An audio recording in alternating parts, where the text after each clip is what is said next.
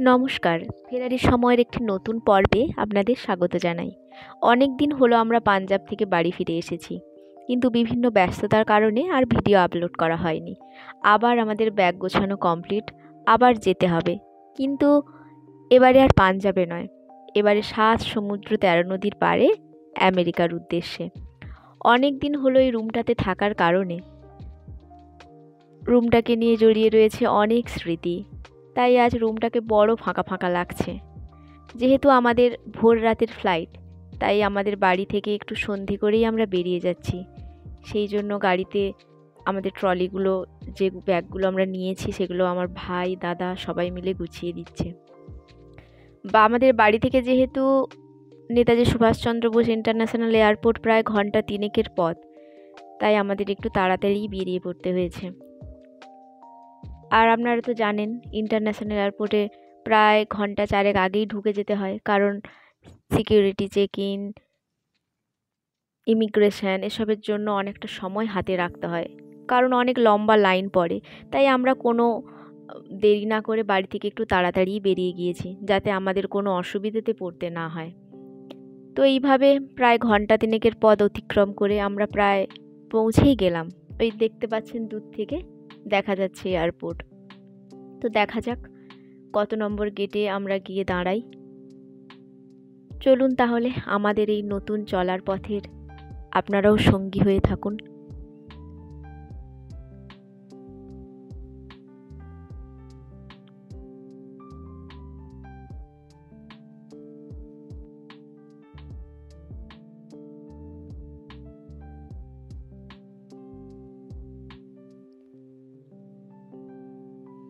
প্রায় আমরা গেটের সামনেই পৌঁছে গেলাম। এরপর ব্যাগগুলো নামিয়ে নিতে হবে, কারণ জানি না গেটের সামনে কতটা ভিড় হবে বা আমাদের কতক্ষণ লাইনে দাঁড়াতে হবে। জানি একদিন সবাইকেই চলে যেতে হবে এই পৃথিবী ছেড়ে, কিন্তু তাও ওই পিছু টান কি আর কারোর মন থেকে সরিয়ে রাখা যায়? তাই বাড়ির জন্য অনেক দুঃখ, অনেক মন খারাপ। তাও কিছু করার নেই, আমাদের তো এগিয়ে যেতেই হবে বলুন। তো আজকে আমাদের ছাড়তে আসার জন্য আমার বাপি এবং আমার দেওর দুজন এসেছিল। এখনও কথাগুলো বলতে গেলে কেমন একটা বুকের মধ্যে অন্যরকম কষ্ট কাজ করছে, কিন্তু কিছু করার নেই, আমাদের এগিয়ে যেতেই হবে। তো আমরা গেটের সামনে এসে গেছি, আমাদের চেক ইন হবে। অনেক বড় লাইন ছিল, তাই আমরা একটু সাইডেই দাঁড়িয়েছিলাম। তারপর আমরা যেই ফাঁকা পেলাম, তো লাইনে আবার এলাম এবং আমাদের পাসপোর্টগুলো আমি বের করে নিচ্ছি, কারণ বাবাই আর আমার দুজনের পাসপোর্ট আমার কাছেই ছিল। তাই ওকে ওরটা দিয়ে দিলাম এবং আমারটা আমার কাছে রাখলাম, এবং বাপিকে আরেকবার জড়িয়ে ধরলাম। এবং সেই ফিলিংসটা যেন আমার এখনও মনের মধ্যে এই ভিডিওটা বানানোর সময় মনে পড়ছে। এবং আমার দেওরকেও টাটা করে দিলাম। আসলে ওকেই আমার অনেক ধন্যবাদ দেওয়ার কথা, এবং ধন্যবাদ দিতেও চাই, কারণ ওই আমাকে ভিডিওগুলো পেছন থেকে বানিয়েছিল কখন এবং পাঠিয়েছে, সেটা আমি দেখে ভীষণ আনন্দ পেয়েছি যে ওই মুহূর্তটাকে ক্যাপচার করে রেখেছে, যেটার জন্য আমি আপনাদের কাছে এই মুহূর্তটা তুলে ধরতে পারলাম। তো এইভাবে আমাদের চেক ইন কমপ্লিট হলো এবং আবারও সবাইকে টাটা করে আমরা ভেতরে প্রবেশ করলাম। তো ভেতরে এরপর আমাদের ইমিগ্রেশন, সিকিউরিটি চেকিং অনেক কাজ ছিল, সেগুলো আমরা সারলাম এবং আমাদের টিকিট কালেক্ট করলাম। কাতার এয়ারওয়েজে আমাদের টিকিট ছিল। তো আমাদের প্রথম কলকাতা টু দোহা এবং দোহা টু সান ফ্রান্সিসকো। দোহাতে আমাদের ওই ঘন্টা ১.৫-এর মতন লেওভার ছিল। তো রাত এখন প্রায় ১:৩০ বাজে। চোখে প্রচণ্ড ঘুম, কিন্তু কাঁচের এপাশ থেকে দেখতে পাচ্ছি আমাদের প্লেন রেডি হচ্ছে উড়ানের জন্য। তো তার ফাঁকে আমি আর বাবাই দুটো ফটো তুলে নিলাম। তারপর হঠাৎই অ্যানাউন্সমেন্ট করলো যে আমাদের বোর্ডিং স্টার্ট হবে। তো তার জন্য আমরা আবার ব্যাগ নিয়ে উঠে পড়লাম সিট থেকে, যাতে আমরা গিয়ে লাইনে দাঁড়াতে পারি। তো অনেক লম্বা লাইন ছিল এবং জোন আলাদা করে দিয়েছিল, যে জোন 1, জোন 2। তো আমাদের জোন 2 ছিল। তো আগে জোন 1, জোন 2 এইভাবেই ওরা সাজিয়ে তারপর এন্ট্রি করাচ্ছিল। তো আমাদের 12 নম্বর গেটেই আমাদের বোর্ডিং চলছিল। তো এরপর আমাদের বোর্ডিং কমপ্লিট এবং আমরা ওই যাচ্ছি ফ্লাইটে ওঠার জন্য। তো এইভাবে আমরা তখন পৌঁছে গেলাম প্রায় ফ্লাইটের সামনে, গেটের সামনে। তখন রাত 3টে মতন বাজে। তো আমাদের সিটটা একটু ভেতর দিকেই ছিল। প্রথমে তো বিজনেস ক্লাসের সিট ছিল, তারপরে আমাদের সিট ছিল। তো গিয়ে আমরা একটু খুঁজে সিটটায় বসে পড়লাম, কারণ ঘন্টা 5 প্রায় ফ্লাইট ছিল। তো গিয়ে আমরা একটু ঘুমোনোরই চেষ্টা করলাম। তারপর দোহাতে আমরা নেমে গেলাম দোহার সময় অনুযায়ী সকাল 7:20 নাগাদ। তো নেমেই দেখি ঝলমলে একেবারে আকাশ, দেখে খুবই ভালো লাগলো। তখন ইন্ডিয়াতে ওই 9:30 10টা মতন হয়তো বাজবে। তো আমাদের যেহেতু 1 ঘন্টা 40 মিনিটের লেওভার ছিল, তারপরে আমাদের সেকেন্ড ফ্লাইট ছিল, এই জন্য আমরা তাড়াতাড়ি করেই কাতার এয়ারওয়েজের যে বাস ওটায় চেপে আমরা গেলাম, যাতে আমাদের তাড়াতাড়ি আমরা আবার সিকিউরিটি চেক ইন, ইমিগ্রেশন এইসব হয়, তাড়াতাড়ি আমরা করে নিতে পারি। তো তার জন্য একটা সুবিধে রয়েছে, যেহেতু আমাদের কানেক্টিং ফ্লাইট, তার জন্য আমরা ট্রান্সফার লাইন দিয়েই ঢুকে যাচ্ছিলাম। এই দেখতেই পাচ্ছেন যেখানে এন্ট্রান্স লেখা আছে, দোহা এন্ট্রান্স। তো এরপর আমাদের আবার পুনরায় check in, security check in, immigration সমস্ত কিছু হওয়ার পর সেকেন্ড ফ্লাইটের জন্য আমরা আবার রেডি হয়ে গেছি। তো এরপর আমরা আবার ফ্লাইটের মধ্যে এন্ট্রি করে নিয়েছি এবং আমরা খুঁজে নিলাম আমাদের সিট। আমাদের সিট ওই মাঝের রোটাতেই ছিল, দুজনের পাশাপাশিই ছিল। তবে একটা মনে দুঃখ ছিল যে আমরা উইন্ডো সিট কেউ পাইনি, কিন্তু তারপর মনে হচ্ছিল ঠিকই আছে, 40,000 ফিট ওপরে উঠবে যখন, তখন তো চারিদিক শুধু সাদাই সাদা। তারপর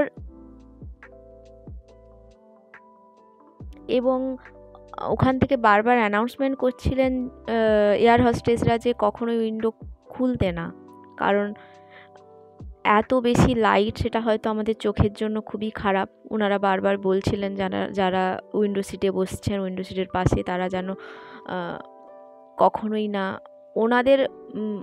ওনারা যখন বলবেন ঠিক আছেন তখন আপনারা খুলতে পারেন, সেটা ল্যান্ড করার সময় হয়তো, কিন্তু বাদ বাকি সময় খুলতে না বলছিলেন। তো এইভাবে আমরা আবার নিজেদের সিটে নিয়ে বসে গেলাম এবং স্ক্রিনে দেখছি যে কীভাবে উড়ছে। তো বাবাইয়ের অনেকবার ও ইন্টারন্যাশনাল ট্রিপ করেছে, কিন্তু আমার জন্য একেবারেই নতুন।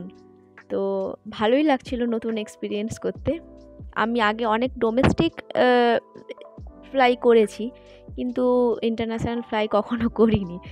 তো ভালোই লাগছিল, খারাপ লাগছিল বলবো না। একটু টায়ার্ড ছিলাম, তো ঠিকই আছে। কিছুক্ষণ পর এয়ার হোস্টেসরা আমাদের মিল দিয়ে গেছিলেন, প্রায় 3বার মিল আমরা পেয়েছিলাম, ফুল মিল।